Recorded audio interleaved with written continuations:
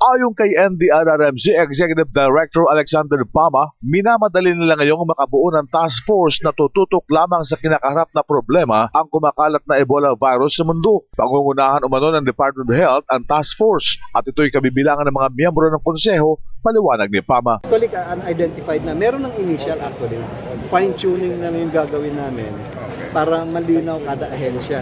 Sinabi pa ni Pama na napagkasunduan sa pulong na magtutulong-tulong ang buong konseho na tututok sa kinakaharap na problemang ito ng mundo. Yung ibang mga ahensya will definitely have support roles on this.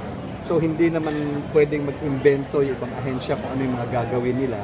So sama-sama dito sa technical working group, ma-define natin kung ano yung magiging parang role yun ng bawat isa. Babala pa ni Pama na hindi tayo dapat napakakampante sa kumakalat na Ebola virus dahil may mga kababayan tayo nagtatrabaho sa lahat ng sulok ng mundo. Kaya ang isa sa mga babantayan ay ang mga entry points ng ating bansa.